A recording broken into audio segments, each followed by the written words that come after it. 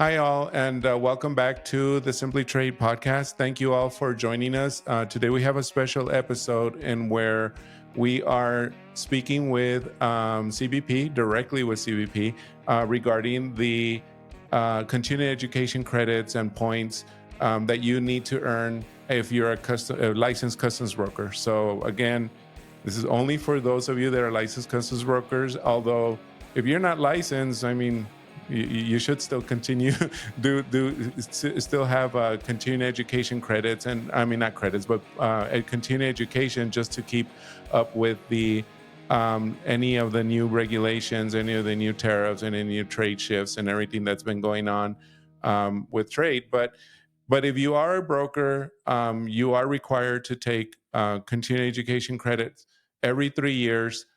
This one, and then we'll talk a little bit to CBP a little bit more details. But this time around, so they have a cycle called a triennial, and the triennials every 3 years, obviously. And the last one started last year, but the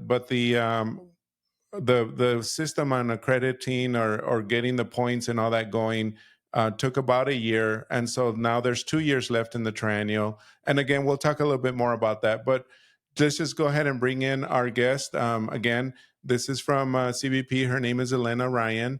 And I've had the pleasure of talking to her in the past.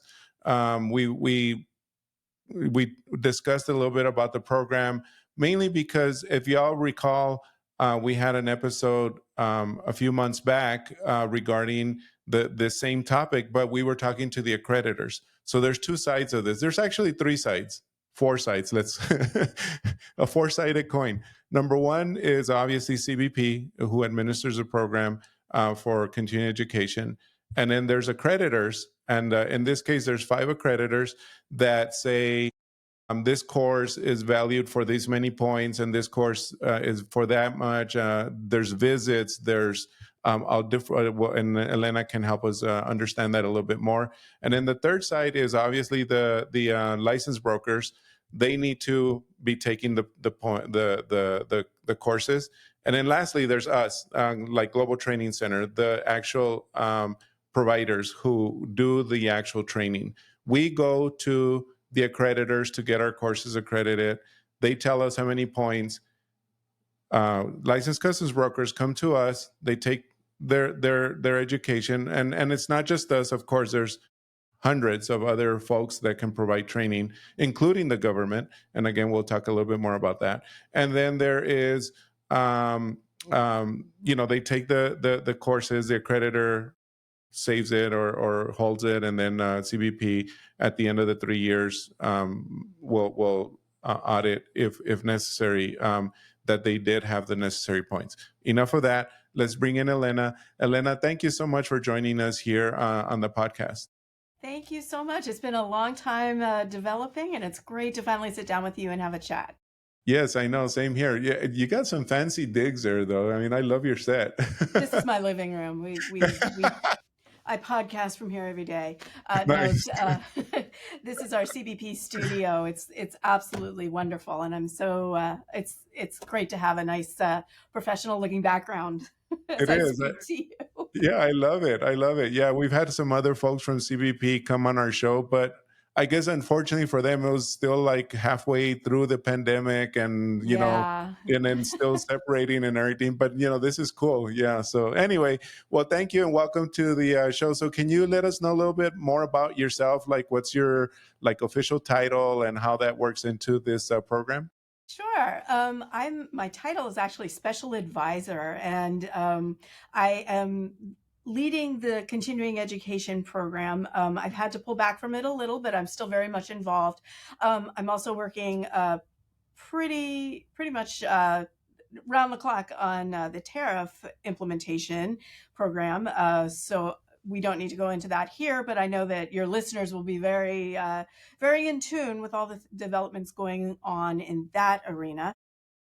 I have been working on continuing education since about 2010, 2011. And that was in the very early stages when it was basically a twinkle in our eye in terms of an idea.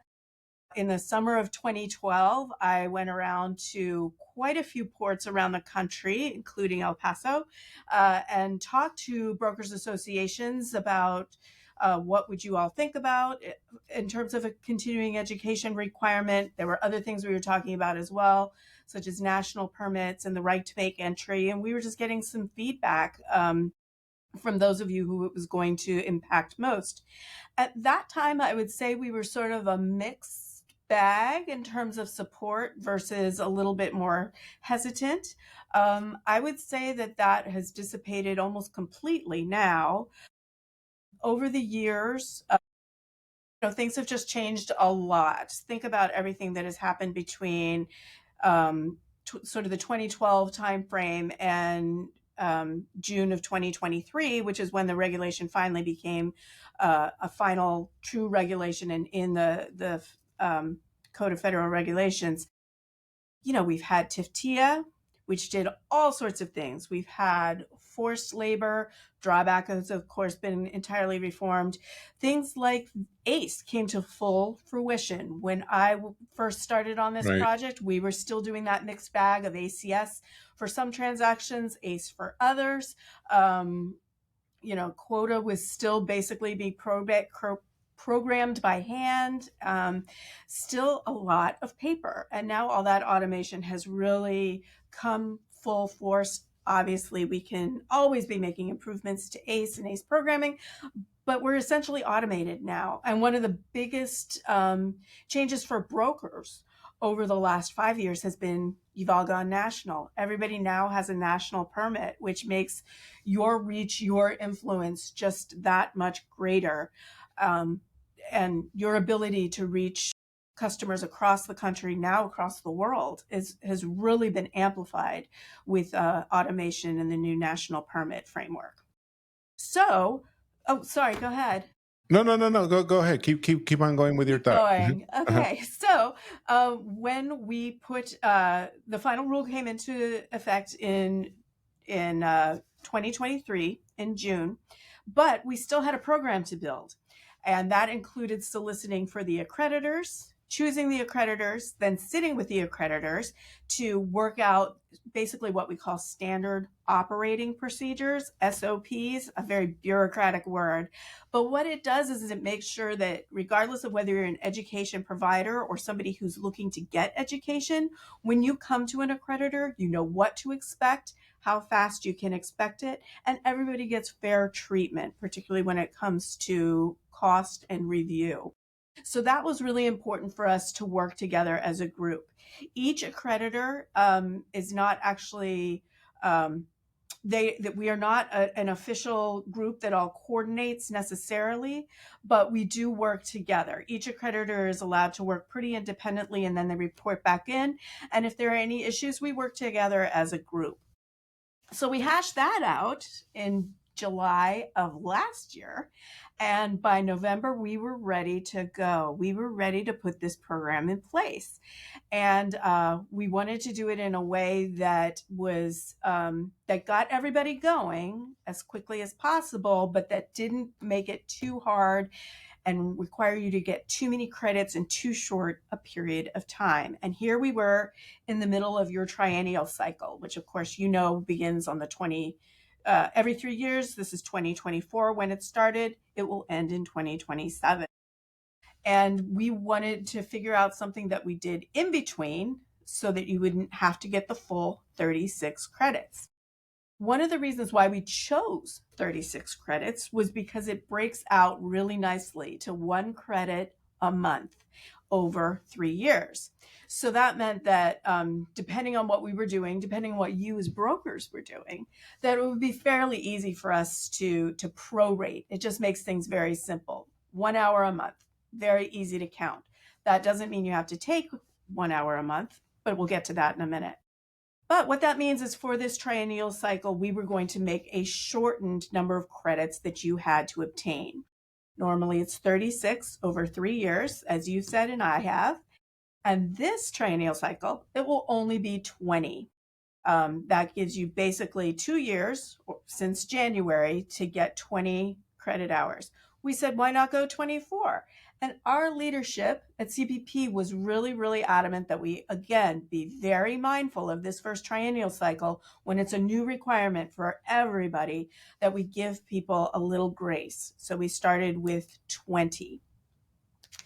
So you'll need 20 hours of continuing education credit by the end of the triennial period that ends in 2027.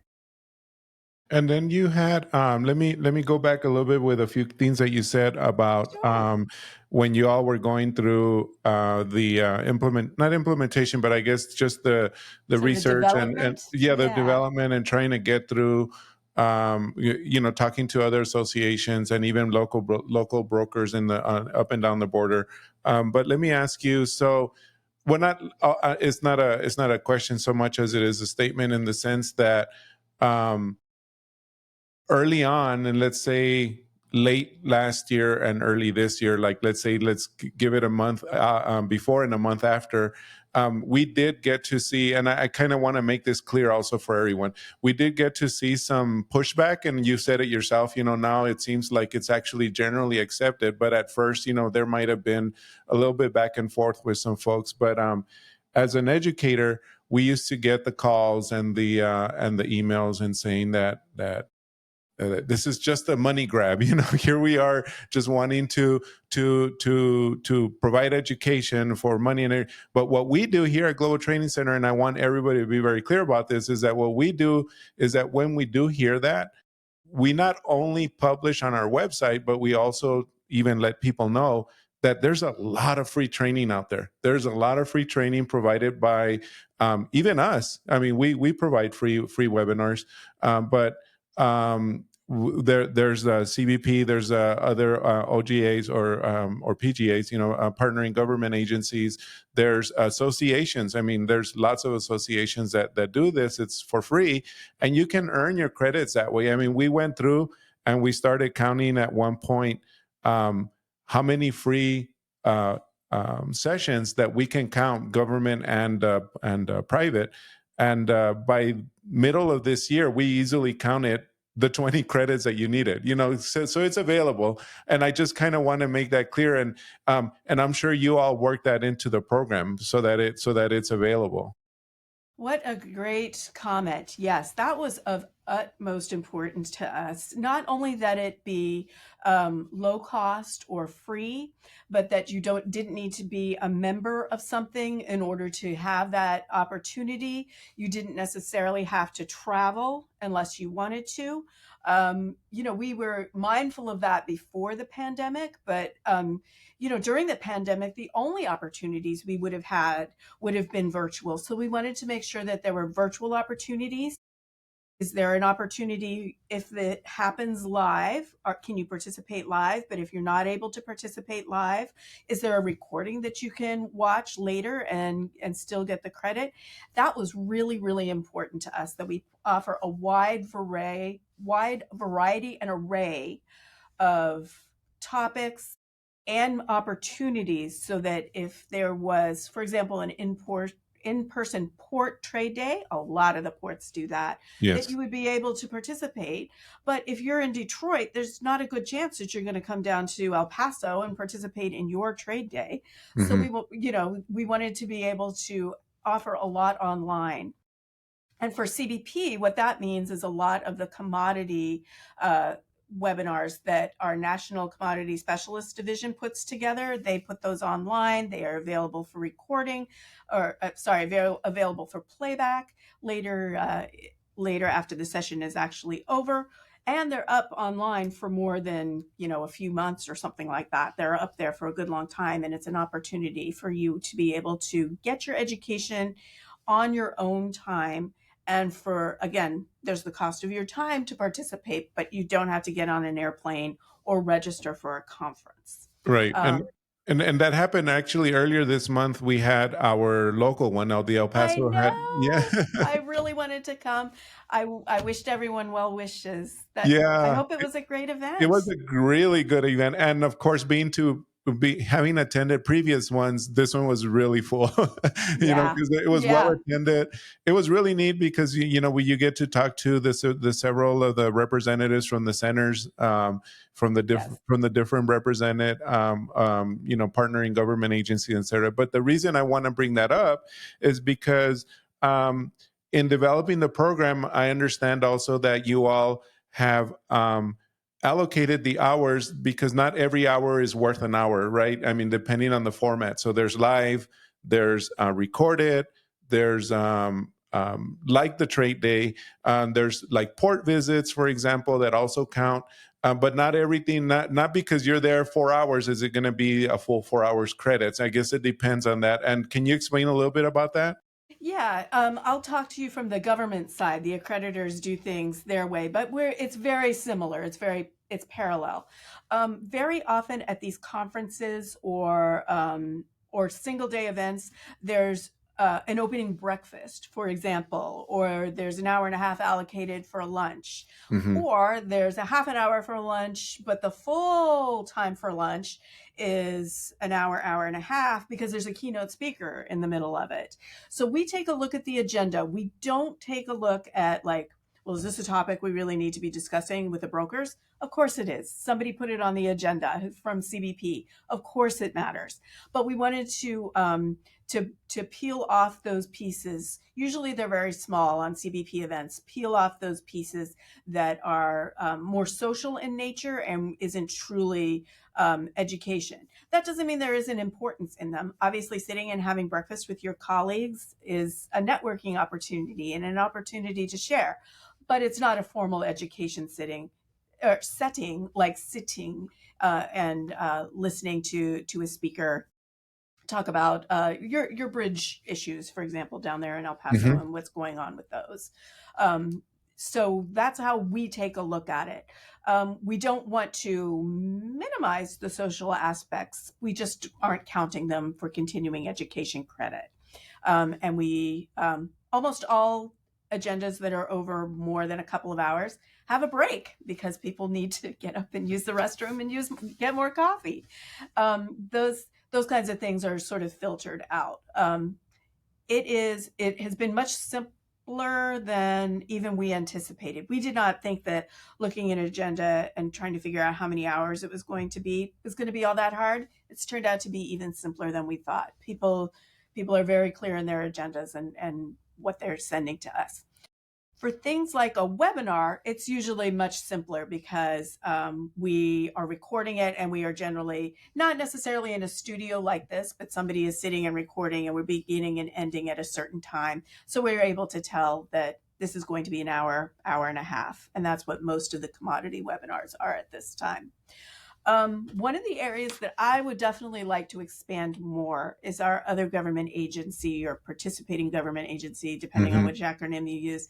I want to get them more involved. And we have a couple of agencies who've done a great job um, d- developing content that they can then present either in webinar form or at a port day that's happening locally. I want to put that on steroids in the next couple of years. And it's difficult. We're all very large agencies, and finding each other to talk about this stuff has been a challenge, a little bit of a challenge, not a huge challenge. Obviously, we've all developed ACE together, so we have good places to start.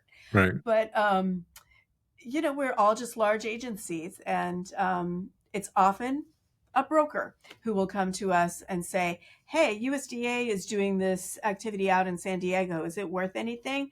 And they'll talk to the organizer, who then comes to us and says, "What are they talking about?" Then we do our education and we walk them through it, and we're able to give them a code that makes it easier for the broker. So that's a long way of saying thank you, brokerage community and broker community, for doing that for us, because that's really helping connect in those places where we don't have it well established yet because we're so young. Yeah, and so you just brought up something really interesting too. So don't go to an event without leaving without that code. It's like a serial number, and that serial number or that code tells CBP and or the It's a accreditor. ticket.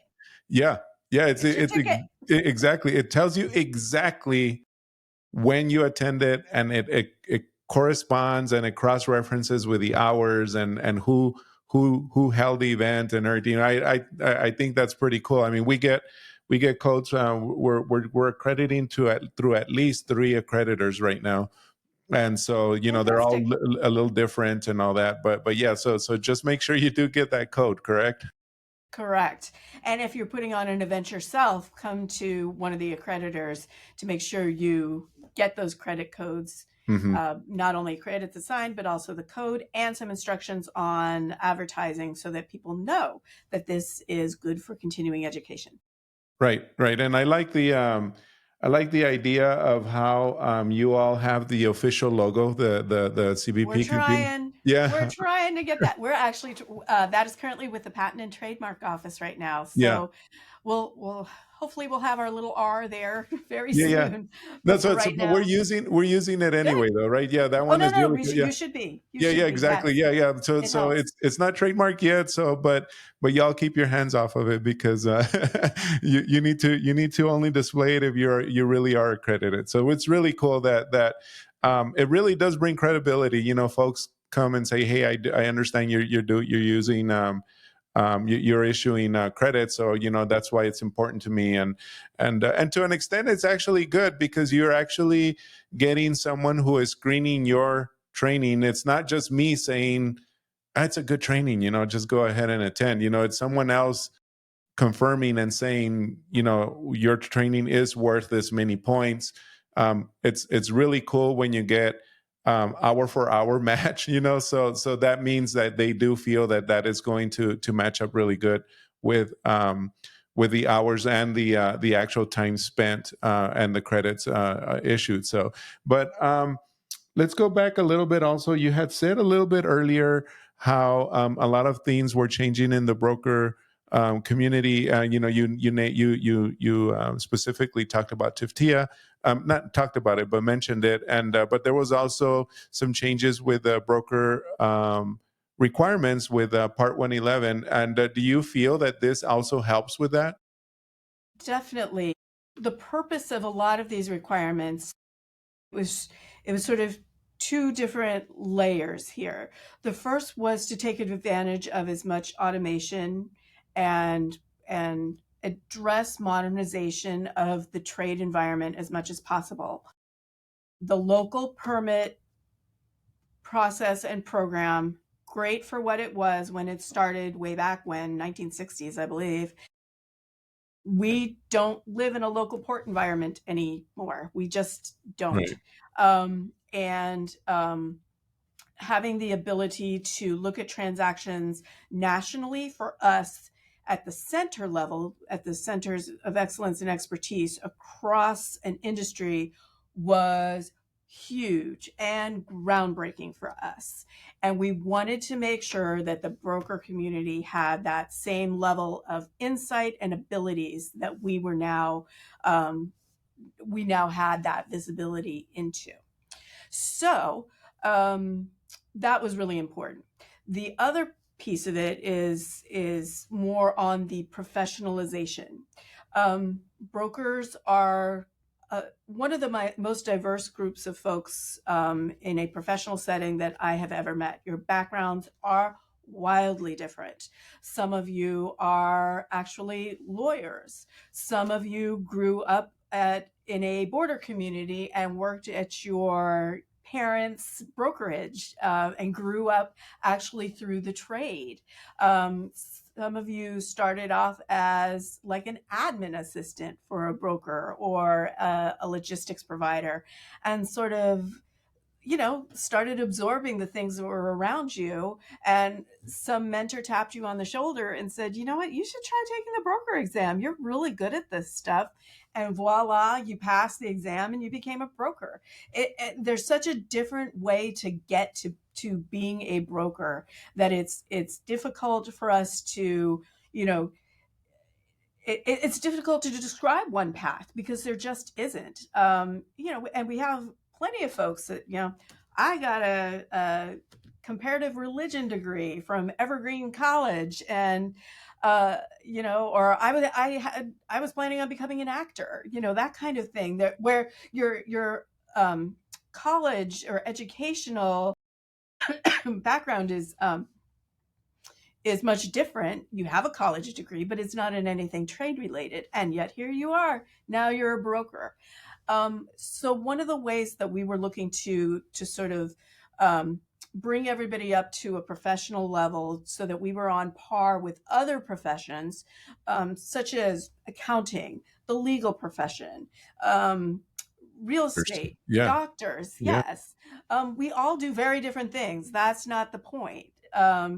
The point is that all of them have a continuing education, re-education component to them, and it's important to keep up.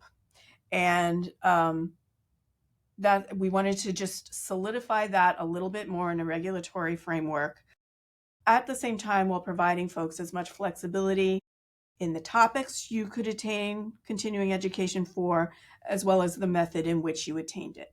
Right, right. Yeah, and just a little bit of a side note there. It's funny that you say that we all end up here in trade, and I don't think I've really met too many people. Very small handful. I mean, I'm literally very like less than a 1% who actually said, "Yeah, I want to be in trade." You know, you kind of You accidentally fall into it, you don't fall you? into it. Yeah, people normally say I stayed at work too late, and so they pick me out of that group because I'm the one that stayed at work late enough, and they're like, "Hey, why don't you do this?" And you end up in Start trade. studying. Yeah. And speaking of which, so now let's go into that. So someone studies, takes the exam, passes the exam. By the way, very difficult to pass, and so you've really earned it if you passed it. You be very proud of that, and be very proud of that title. You know, LCB. Everybody likes to use that, and I mean, be very proud of it. Don't be ashamed of it because it is actually very hard to get the your broker's exam, but I mean a broker's license. But let's talk about that a little bit. Not about the exam or anything. I'm sorry. Let's talk about when someone becomes a broker. I become a broker today. I still have about a year and a half left in my triennial. Good news, right? I don't need to take my credits, right? You are set. You said something. It's very difficult to pass the exam. You've really earned your way. We agree. And to that extent, we are only requiring continuing education following the first triennial in which you get your license. So I think you said it better, so I'm going to repeat what you said, which is I get it today. I don't have to start thinking about continuing education until January of 2027, and then I can begin. That doesn't mean that you shouldn't attend the conferences, and if your boss says, hey, get yourself to that trade day, that's fine. It just means that you don't have to attain and report your education for this triennial cycle. And in this day and age, because of the way trade is changing, and I mean, nobody knows better than you guys over at CBP, but the way things are, getting a little disrupted. I don't see anyone really not saying I don't want to go to a training or an event because of that. I mean, you need to stay You're up missing to date. out, man. Oh yeah, You are you missing out. yeah, oh, definitely, and you're cheating your customers. Let's just say that, because you need to almost be on up to date.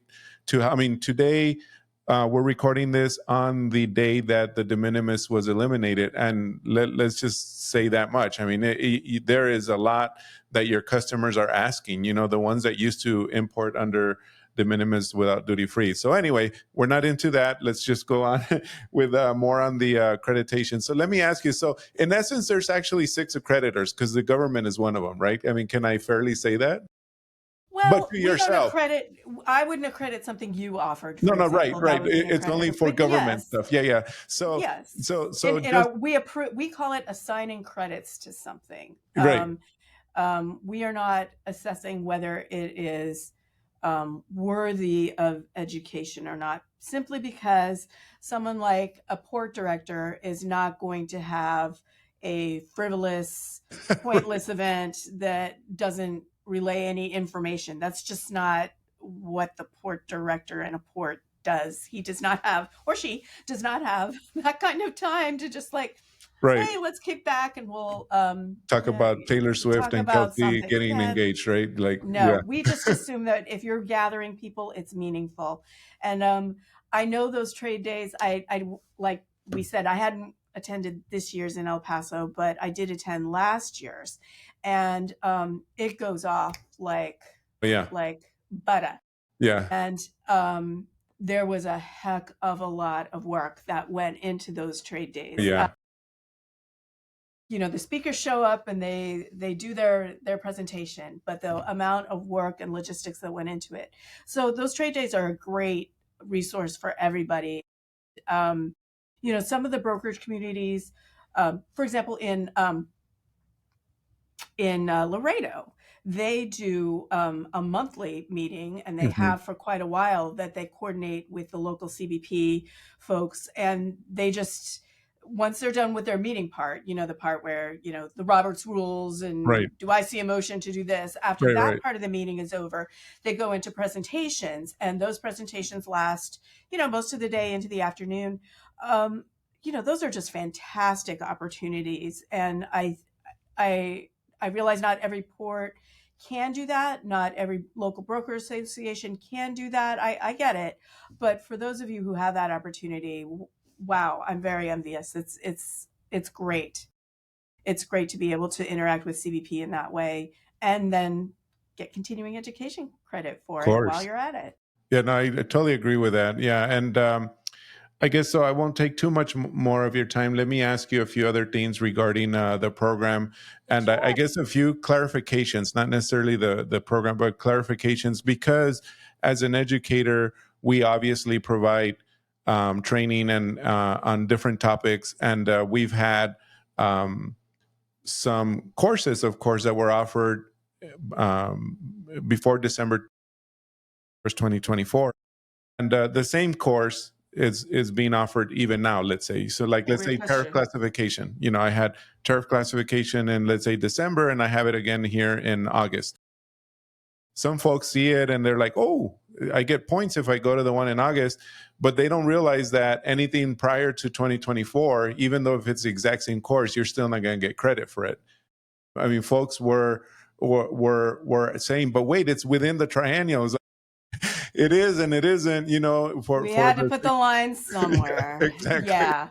Yeah, so that's the case, right? Some folks might think that they, just because they went to a conference last year and it was, they spent 3 days there, that they might actually get 10, 15, 20 points. That's not the case, because it was last year. It's as of January 1st, 2025, correct? Correct. There's some small exceptions to that. They're all on the government side, and that Okay. is those commodity webinars that Well, we that's right. recorded maybe last summer are still available for you to take today. And there's a couple of reasons for that. Commodities changed less over that period of time than the overall trade environment. They were recorded, so you can get to them easily. They're a government offering, so they're free. And we just wanted to have something available starting on January 1st. And that's what the government had available, because we had those recordings from November, or sorry, from 2024. What we Hmm. found out in November is not all of them were posting very well. So folks that wanted to look at them, like say last August, weren't able to. So that was another reason, is that maybe you didn't get a chance to go participate, view the 2024 webinars. So we are holding that over. For the Hmm. private sector, though, when you get your accreditation from the accreditor, that is worth 1 year. So stuff that happened last year, yes, it's still within that 1 year, but we wanted you to start on January 1st. We needed to put in a deadline, and we drew that line in the sand on January 1st. We're now reaching the point, though, where it would be out of accreditation anyway, because we're almost at the end of the year. Right. So this one triennial is a little weird and a Huh. little, but wait, it's not fair. You'll be over it by the time we go into the next triennial, because by 2028, it will be a completely different situation. There won't be this halfway for anything. We'll all be there together. That's correct. And then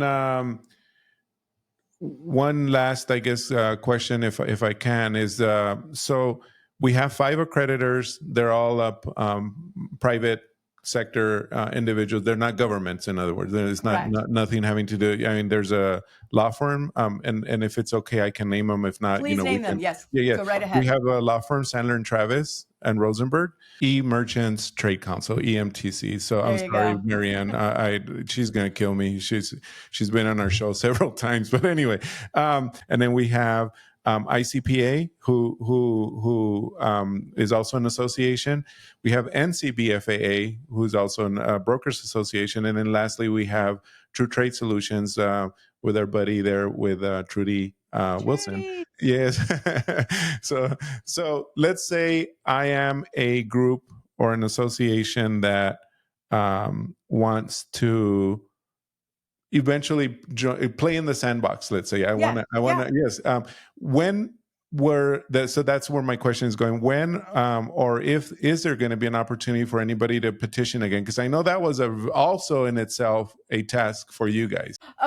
Yes, so that cycle will be announced in the Federal Register. They signed their agreement last year, so they have 3 years as well. Okay. So we will be out of the triennial reporting cycle in that January February timeframe, and then in the March and April timeframe is when we'll start choosing the next accreditor. We wanted those two things to be a little bit separate from each other, so that from a workload standpoint, and it's the way it worked out in the cycle. So you will see that solicitation in the Federal Register. I would start looking in the fall of 2026, I would say.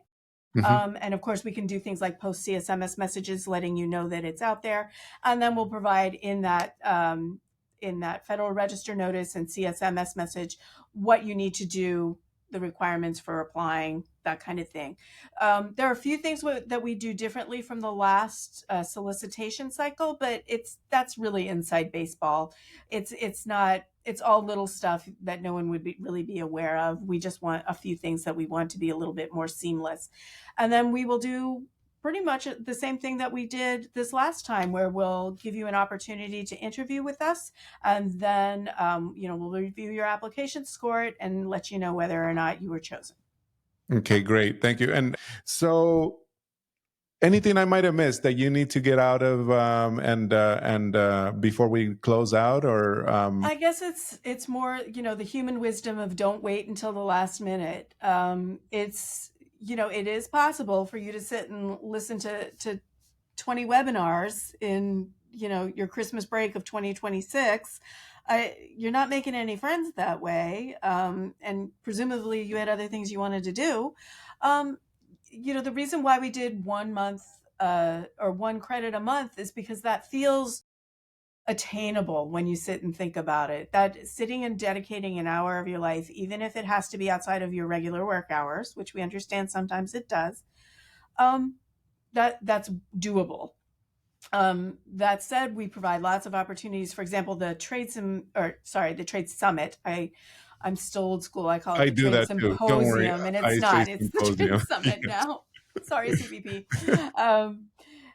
That was worth a whopping 17. So, you will have opportunities to get a nice big chunk here and there from not only private sector activities, but also public sector activities. Just keep track. And that is the other thing that I wanted to maybe end with is you as education providers, the associations, the accreditors, CBP aren't in charge of keeping track of your education. I know some of the accreditors offer tracking tools, so you can use their tools to track, but we don't have a regulatory requirement. That's just convenience, and take advantage of that as you like. But you are responsible for tracking your own education and keeping the documentation associated with that, so that when we come in with an auditing process in 2027, you'll be prepared and you'll be ready. And that's the next step for us is putting together the final touches on what is an editing process or auditing process going to look like, so that we do it fairly and we do it judiciously, and so that we get the information we need while having the lowest impact on all of you. So that's sort of the next step in this project until we get everything automated in 2026, at the end of 2026, and are ready for you to report with your triennial in 2027. Nice. So all there, and so there should be no more questions or doubts. Okay, everyone. So I'll put a link on our website directly to this one and to the one before, so that all your questions are answered. Before we leave, though, I do want to say give a shout out to Trish on your public relations, Yes. and she is amazing. Anyone, I want to let everyone know, if you want and you're looking to get talk to CBP or have them show up and everything. These folks work really hard at trying to accommodate this, and believe me, her and I have been working through this and other speaking engagements, and they deserve a lot of credit. Thank you so much, Trish, and I you were. agree. I agree. I just want to give a shout out because they're the unsung heroes. Believe me, because you're not getting to talk to anyone at CBP without their help. So with the public relations group there. So anyway, but thank you, Elena. Thank you so much. Hope I'll run into you in a conference or an event here pretty soon, and we'll be able to catch up and just talk. I look forward to it. I look forward to it. Thank you, Elena. Thank you so much, Lalo. Yes. Have a good one.